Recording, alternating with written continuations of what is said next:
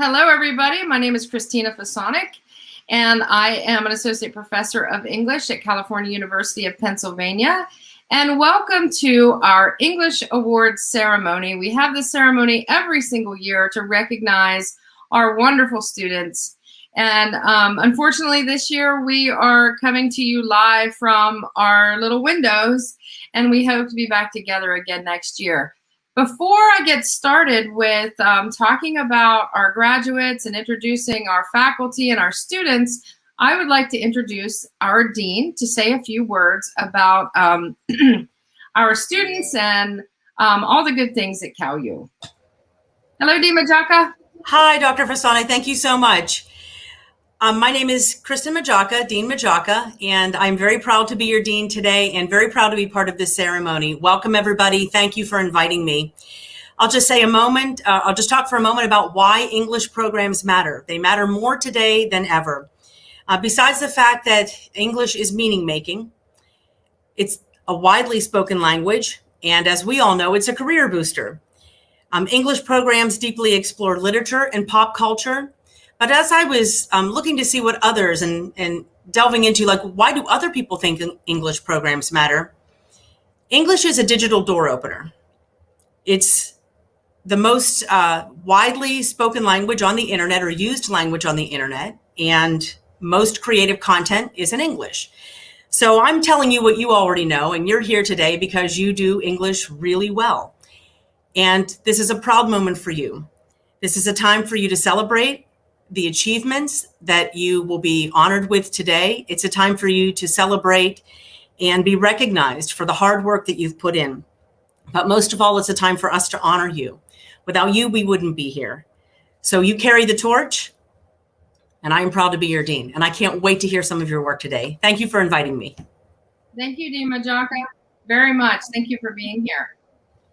So I think we ought to get ready and do this thing. I think we want to start first by recognizing our graduating seniors, and some of them are here and some of them aren't. Some of them might be hanging out in that some limbo space in the internet, like Mike TV, whenever Willy Wonka tried to shrink him down and send him to the other side. I hope that doesn't happen. We want full-size students.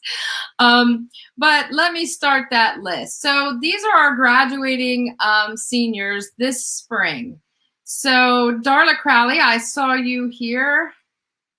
Hi, Darla, how are you?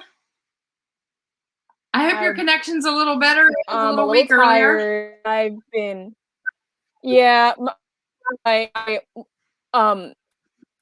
put on my hotspot on my phone. It's working better, probably because it's right next to my laptop. Yes. Well, congratulations. Yeah. So, yeah. I know this is a big achievement for all of Thank you. you. So congratulations, Darla.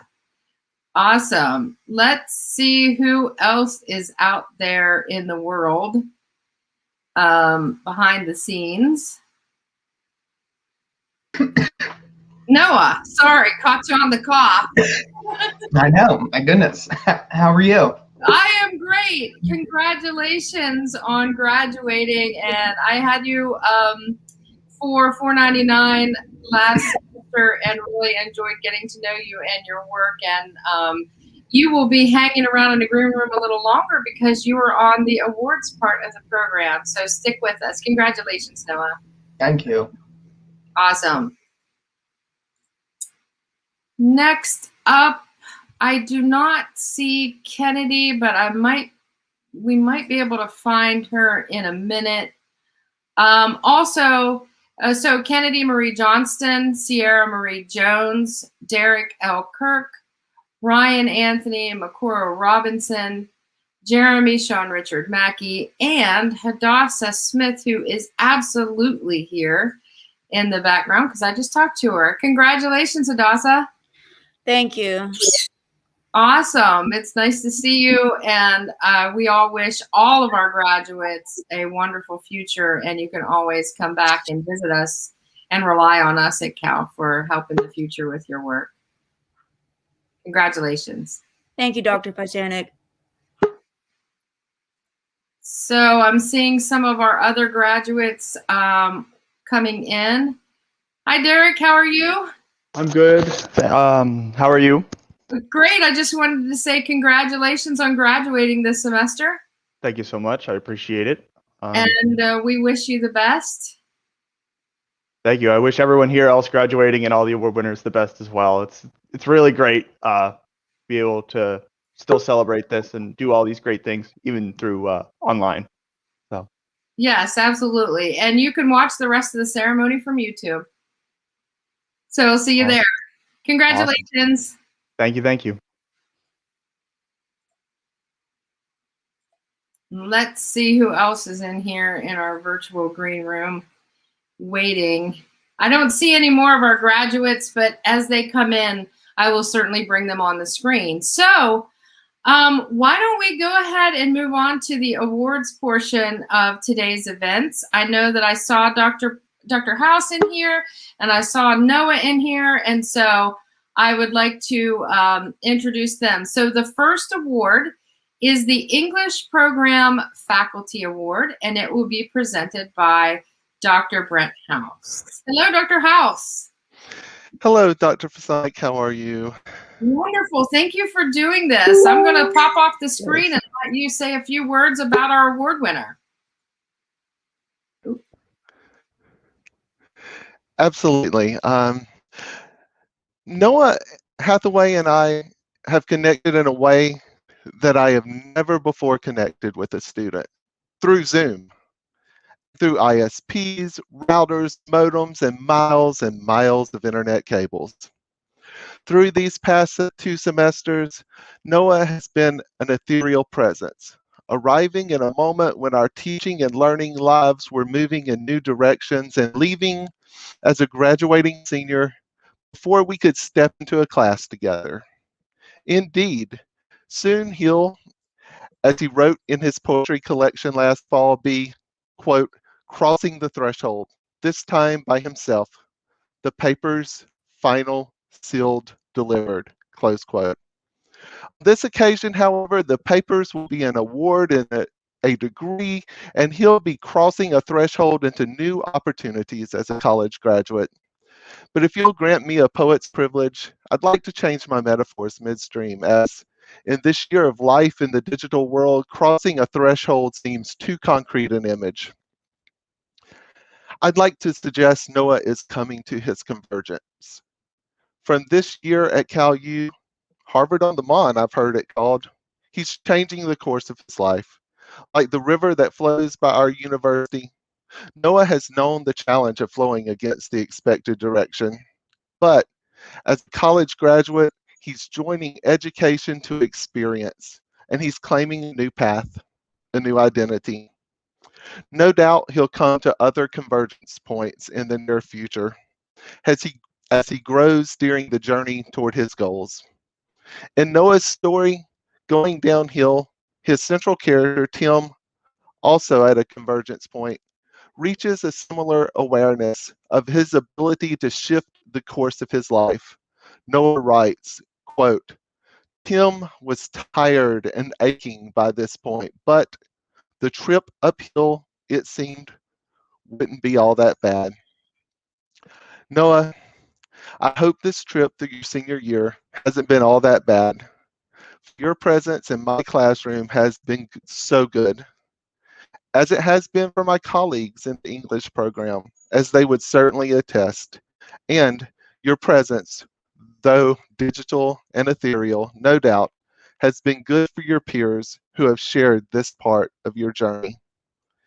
As you wrote to one of those peers in our fiction course, quote, I believe that you have the makings of a great story here, close quote. And with one last metaphor, I can say to you, we're so pleased to have shared a chapter in your story and to present you with our English Program Faculty Award for 2021. Congratulations, Noah. Thank you so much, Dr. House, for the praise. I've really enjoyed this past year. It's been one in which I've, academically improved myself and, internally improve myself as well. So, and all the faculty and all my peers have really helped me along the way and given me, I would say, purpose. So I thank everyone for that. And your classes in particular have been quite an inspiration and a great way to work creatively and kind of express myself. Thank you. It's been a joy to read your stories, to read your poems. Thank you for sharing those with me. Absolutely. I look forward to connecting in the future some more as well. Absolutely. Probably through the internet. Right.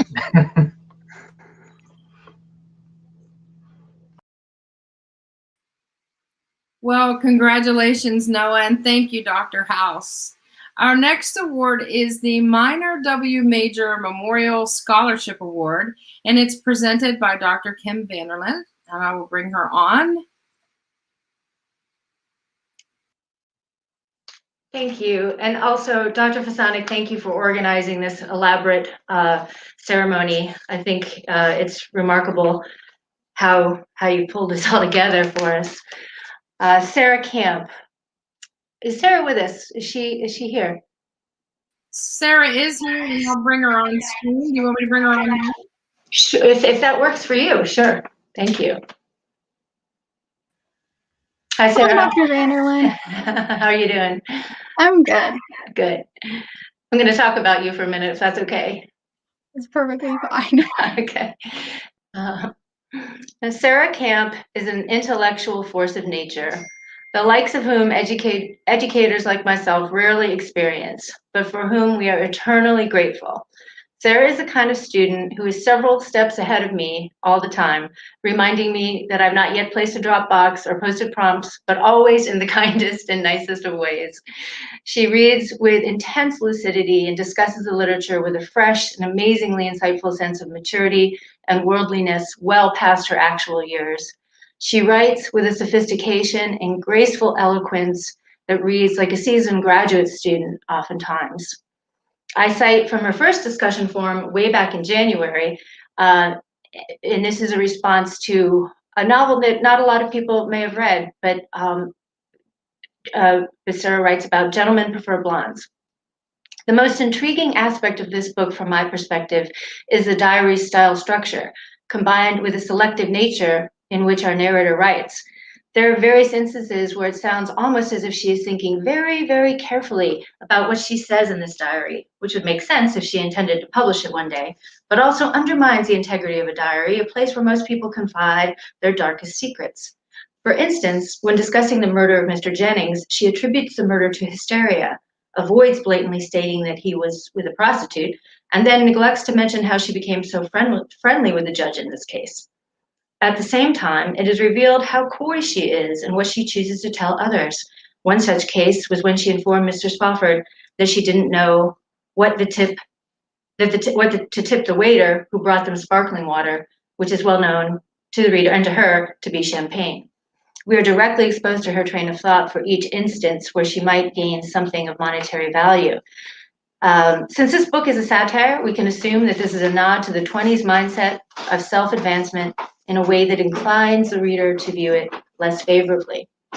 And dozens and dozens of pages of analysis like this I've been so impressed by over the course of the semester.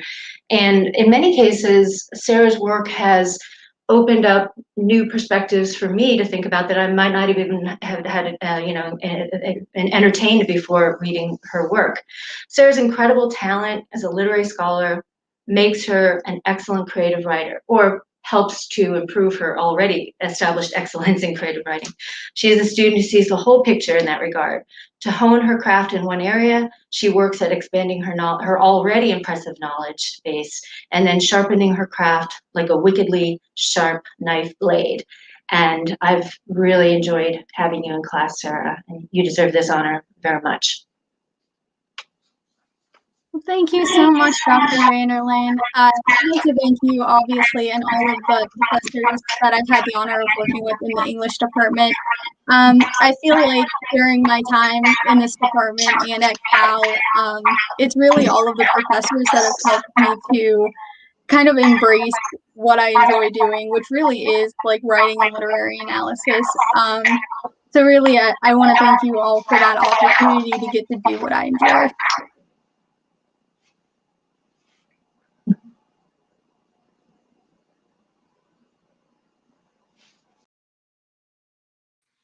Wonderful. Absolutely wonderful. Thank you, Dr. Vanderland, and congratulations, Sarah. Next up on our program is the William C. Kitto Scholarship Award.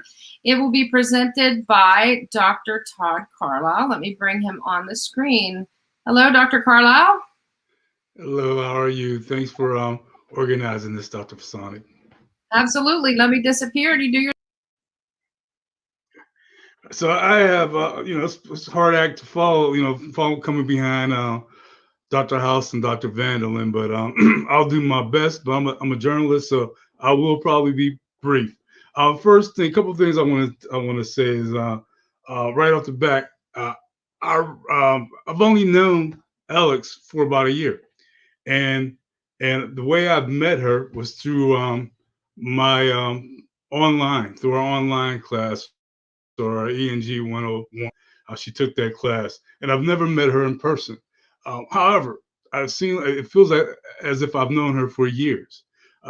Quickly, it's easy to kind of learn a student through an online class, and so I had an opportunity to just spend some time with her, and also we had some conferences that gave me a chance to kind of see the person she is, and so what I immediately learned about her is that she's a hard worker. And she's not just a hard worker, but she's concerned about doing good work. She's not just concerned about the grade, but she's also concerned about actually learning, which is a good thing. And she did excellent work in my Comp 1 class. We do a memoir paper, and with that paper is a lot of revision. And I kept telling her to go back. We need to do make these changes, that changes, and she happily did what she needed to do to improve on her project. So again, she's the type of person who's teachable, who's willing to learn, and who wants to get better. So it was to my pleasant surprise to find out that she was a journalism concentration, and I would have her again in the fall. And again, she didn't disappoint. She came in strong and did a really great job in that journalism class, and I appreciated having her in that class. I think to know her the best, honestly, is through advising. Now, the sad thing is that she's a transfer, so we're not going to have her long. I wish I could have had her for all 4 years. So I've learned much about her through advising her and helping her stay on track so she can graduate on time. And what I've learned about her that she is a person who is dogged, a person who's responsible, a person who will stay on you about things, which are really great traits for a journalist. Again, she's the type of person who doesn't take no for an answer. She's the type of person who doesn't stop if there's a roadblock. And she holds people accountable. She holds me accountable. If I say I'm going to do something, she's going to come back and say, "Hey, have you done that?" And so again, that assertiveness, not being afraid. And so I'm impressed by that with someone so young. And then the last thing that I was really excited about was to find out she was in the military. So she's in the Air Force. I'm gonna forgive her for being in the Air Force, but she's in the Air Force, and so that kind of makes me understand the type of person that she is. She's responsible, and she's organized, and she's on top of things. And I've enjoyed having her in class. And my only regret is that I'm not going to have her longer. Although we'll be spending some time this summer doing independent studies, so that she's prepared to serve her. She's deploying in the spring, and so we're trying to get that together. But thank you for allowing me to talk about her, and it is my honor to present Alex Paez with the William C. Kitto Journalism Award. Thank you so much, Dr. Carlyle. I am so grateful to be selected for this. And having you in class and some of my other English professors, they've been wonderful. Dr. Go is another big one I have to shout out. I've had her several times and she's wonderful. And to have you both for independent instruction for the summer, I'm very excited. So thank you so much. No problem. Congratulations. And I'm starting to get jealous because I haven't had some of these students yet. So my time is running out. Thank you, Dr. Carlyle. And congratulations, Alex.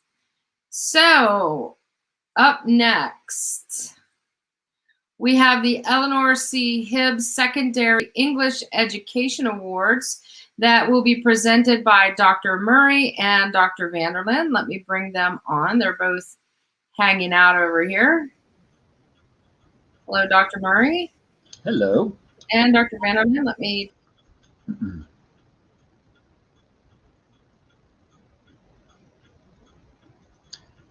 Okay, I guess I'll start. I'm going to be talking about Madison Tournay.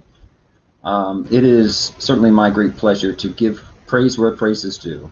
Madison is much deserving of the Hibbs Award, and in many ways she already exhibits the qualities of a good teacher, even this early in her teacher training. She is enthusiastic about literature, enthusiastic about English studies. She participates in class with thoughtful responses and is very comfortable leading the discussion. She demonstrates a good command of the material and context justice. She digs into texts and gets into the critical conversation about them. She writes like nobody's business. She asks questions, in fact, very, very good questions, and she is humble. She has enriched my world literature class, and I'm sure she will enrich more classrooms at Calu, as well as the classes that she leads in the future. In short, she is an excellent student and shows great promise for teaching, and for sure her enthusiasm for learning will take her far. So Madison, we celebrate your success and look forward to your very bright future. Congratulations. Thank you so much. I really appreciate your kind words mean everything to me. I definitely look up to you as an English professor. And my education and the education of my future students mean everything to me. It's what I've been striving for years. I've known I've wanted to be a teacher since I was like in 5th grade. So that just means the world to me. So thank you so much. You're welcome. Very well.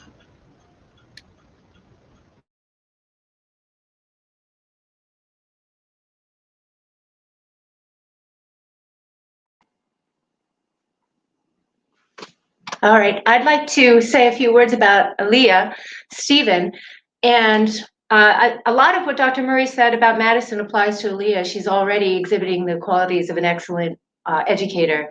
I've had the honor of teaching Aaliyah in 3 courses over the past years. She's a true inspiration, the kind of student who quietly, unobtrusively reminds you that there's a real purpose to the work you do.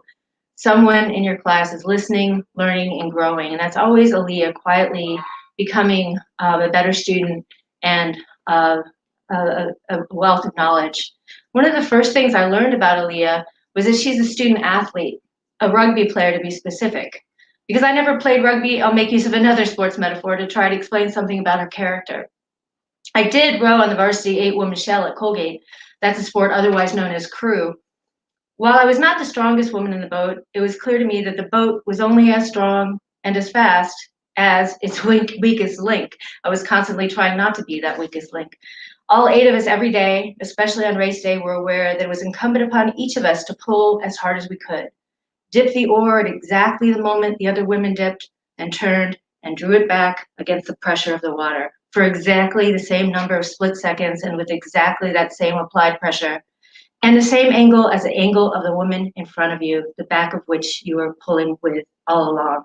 Any deviation from the pull and total effort on the part of one of us would result in a deviation of the course and pace of the shell. That was the first time I truly understood the meaning of teamwork. Aaliyah has understood that all along, and she's mastered the concept. In everything she does in and out of the classroom, she works for the good of the whole and also for the incredibly noble purpose of self-improvement. Aaliyah will make an excellent educator. She's a lifelong learner, an altruist. She's fun and joyful as a student in the classroom. She's a wise young scholar athlete who understands the value of true humility. She works for the good of the whole, for the noble enterprise of learning, and for passing on our shared academic objectives. And she happens to be one of the nicest young adults I know. So congratulations, Aaliyah, on this award, and congratulations to being such a wonderful, for being such a wonderful person. Thank you, Dr. It's such an honor. It's been an honor to be your student and to work with everyone in the English department. And I look forward to continuing my education and becoming an educator so I can model myself after all of the awesome professors that have helped me get to this point. So thank you.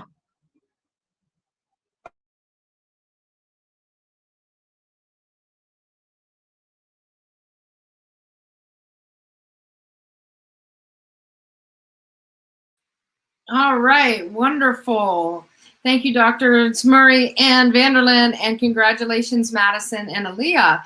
Up next, we have the English Program Outstanding Journalism Student Award, presented by our own Debbie Go. Dr. Go, how are you?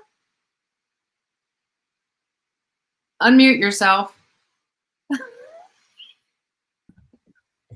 There you go. Yeah, I got it. All right. Thank you, Christina, Dr. Fasanik, for setting this up. So when the idea to present an Outstanding Journalism Student Award was first mooted, I mean, I was really excited. And the first name that popped in was, Hannah Wyman.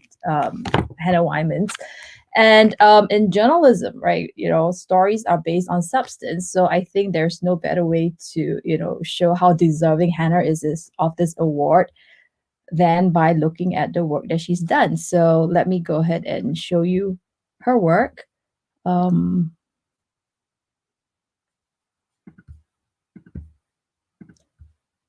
So there we go. There's Hannah. If I can get this thing pulled up. So I've taught Hannah since she was a freshman, and she has demonstrated since day one that she has this huge passion for journalism. Yeah. And, she started as a writer for the Cal Times, and she worked her way up, and now she is news editor, right? Her stories are purposeful, and they reflect the diversity of the Calu community, whether it is covering, the administrators or how the college is handling the pandemic, right now to the diversity of the community, from the students and the faculty to the people who work at Calu, the staffers, and the community at large. As you can see from these stories that she has done, she doesn't just cover stories of the typical people, but really through all walks of campus life. Right. In fact, one of her stories, which is a really great piece about romance during Valentine's Day, was picked up by the New York Times. And her journalism continued to gain attention. Last summer, she was selected as an intern with the Erie Reader, and she covered press conference by the governor on how they were handling the pandemic. She covered local stories, she covered protests, and her continued excellence has also caught the eye of the Post-Gazette. So this summer, Hannah will be an intern with the Pittsburgh Post-Gazette. So congratulations to Hannah for that as well. In fall, she will be going to London for her study abroad, and over there, she will continue to expand on her journalistic work on an international scale. So we're very excited about that.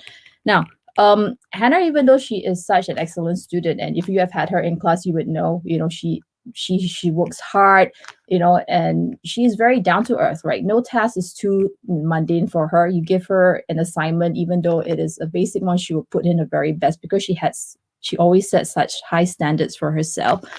And her service to the university is also immense, right? She is student president for the Society of Professional Journalists student chapter at Calu.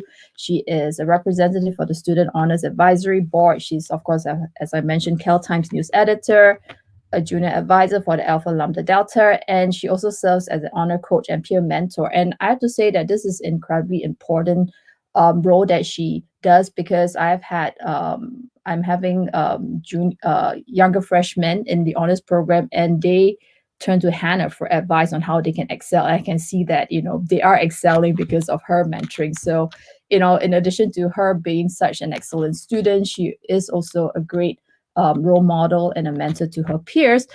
So, I have full confidence that Hannah will continue to soar, and we are so proud of her achievements, and we're delighted to be able to present her with this award. So congratulations, Hannah.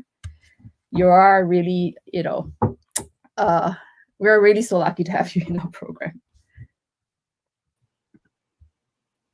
Hi, thank you, Dr. Go. I look up to you so much, and I love working with you, and I'm looking forward to working with you more this summer. And I have to thank Dr. Carlyle as well. You two have both taught me everything I know about journalism.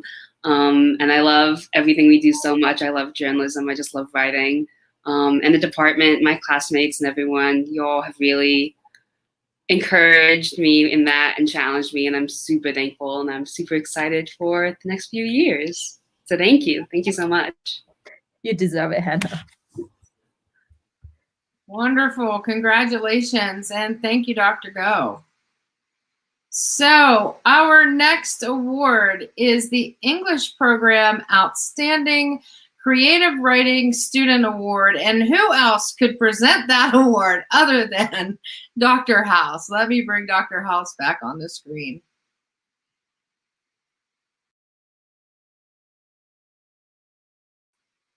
Wait, we can't hear you, Dr. House. Hear me now. Yes. Thank you. I am so proud to present this award to Ryan Burbank. He is a new student in our program, and he is growing and developing as a writer. I remember his poetry portfolio in fall of 2020. It began, quote, "You began to give up, losing the motivation to press on," close quote. He was speaking what we all might have felt. The challenges of learning and teaching online were daunting, perhaps overwhelming at times, but Ryan was a master of Zoom reactions and chats. With the right emoji at just the right time, or the witty comment placed in the chat window, Ryan lifted my spirits daily while I weighed his thoughts with the challenge of literary writing. Learning the craft of poetry and literary prose is a lifelong process, but our students can invest 4 or so years in this apprenticeship, so I condense as much reading and writing as possible in every class. Being a creative writer at Calu is demanding because our work is essential. In other departments, students are learning the skills they will need to build bridges, robots, or businesses, to protect natural habitats or local communities. That's nice and all, but our students are learning to build our literary culture and to preserve our literate civilization.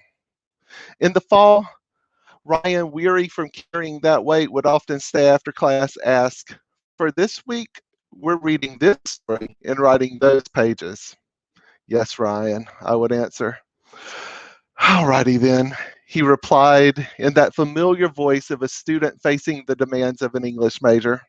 In the spring, he asked the same question, but the tone of his "alrighty then" had changed. In his short story, The Challenges of a Singing Dog, Ryan shares, in a serious moment within this surrealistic, humorous piece, some advice given to his singing dog. Quote, "The fear of failure is keeping you from performing because you believe it will end in failure. All you need to do is tell that part of yourself to take a metaphorical hike. If all else fails, try putting yourself in a place of happiness and security. That is what worked for me anyway." Close quote.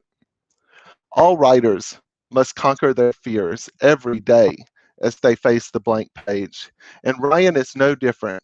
But he is growing as a writer, and I hope he moves into this summer as Scarlett, the singing dog in his story, goes confidently home after her first singing performance. Quote, resting her head on her paws as the surrounding buildings flew past them, making her excited to see what they would do next.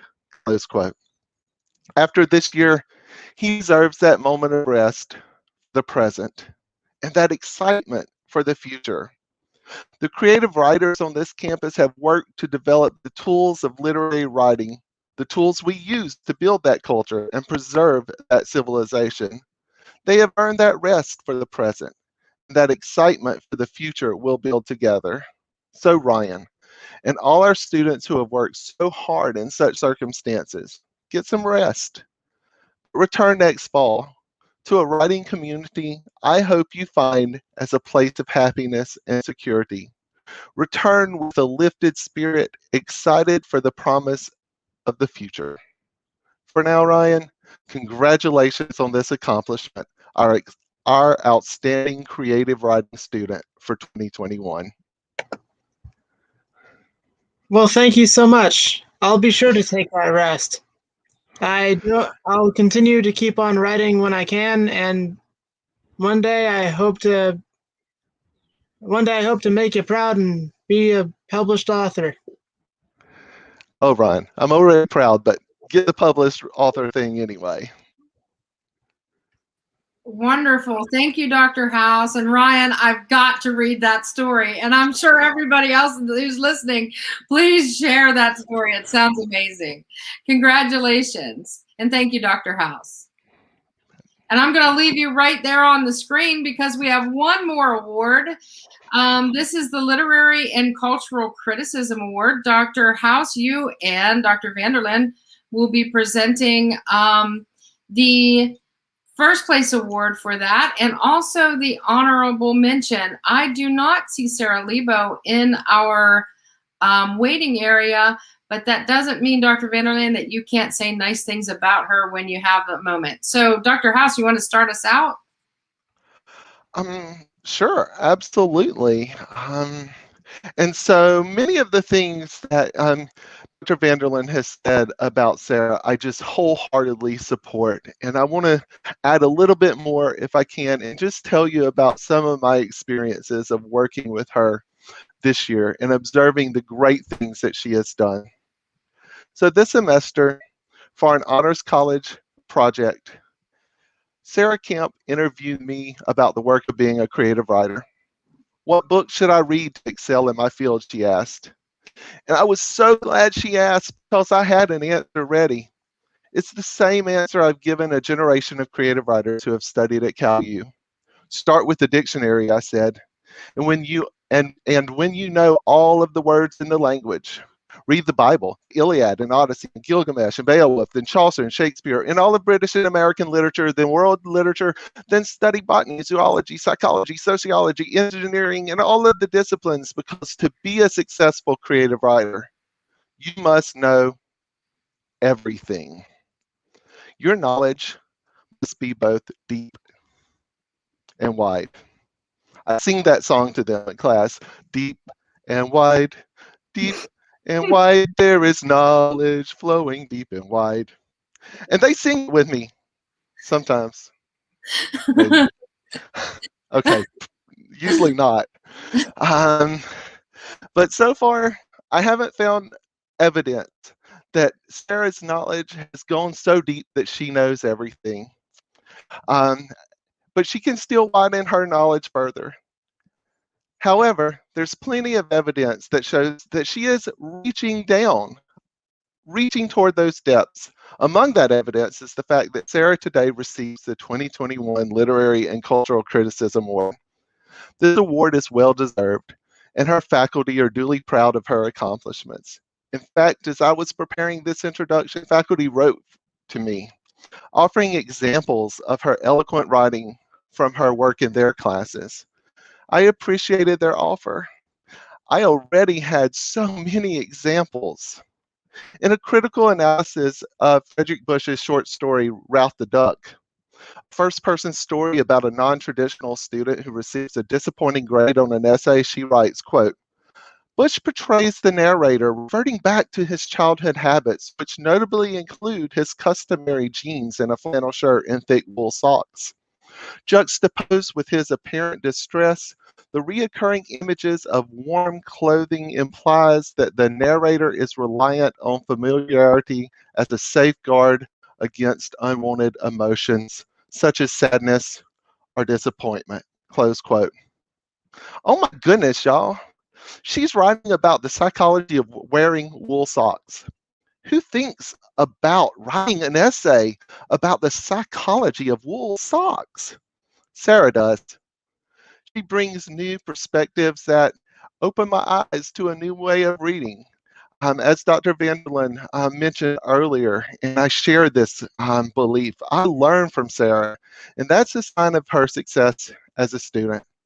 She took a risk to write about the psychology of socks, but she wove her ideas masterfully as she analyzed the author's development of the narrator, and unlike the narrator of this story, she didn't receive a disappointing grade. You know, I expect students to present their best writing when their grade is hanging in the balance. Sarah also offers her best writing in response to her peers' creative work when their grades are hanging in the balance. So many examples of her generous responses to their work exist. Here's one. On the topic of your character's thoughts, however, I do want to caution you against being too vague. There's a little ambiguity. For example, on page 2, Graham thinks safety from the war. That was the logical explanation for her suitcase, for her single suitcase. Although I can tell what you are getting at here, it did take me a minute to figure out. I think this could be easily fixed just by rephrasing to distinctly say she's leaving because it's safer, and that's why she's leaving alone. Her analysis of her peers' work is insightful, but she also uses her analytical skills to provide a possible answer for the concern she raises. In the next response I read, written to a student who was taking her first creative writing class, Sarah offered 1,200 words of similarly thoughtful feedback, completing an assignment I suggested could be successfully done, which is 500 words or so. That's the kind of use Sarah finds for her analytical skills. Indeed, Sarah's mind is growing deep and wide, and her faculty are proud to have contributed to that growth. So, in our estimation, she's earned this award, but her generosity to her peers shows her heart has grown deep and wide too. And she came to us with that great heart. And in my estimation, that's a greater award we, as her faculty and peers, have received. Thank you to all of you who have grown these many young scholars who, like Sarah, bring wide minds and deep hearts to our program. We're grateful for them all, as we're grateful for Sarah, who receives the 2021 Literary and Cultural Criticism Award. Congratulations, Sarah. Thank you so much, Dr. House. I'm not sure what else to say in terms of thanks from earlier whenever I thanked all of the wonderful staff of the English department. But I would like to just say I am so honored by everything that both you and Dr. Vanderlyn have said about me. It really means a lot to me that you guys think of my work so highly. It really gives me validation for what I do, even whenever I feel a little uncertain. So I'm just incredibly honored to be receiving this award and my previous award. So thank you so much. Thank you.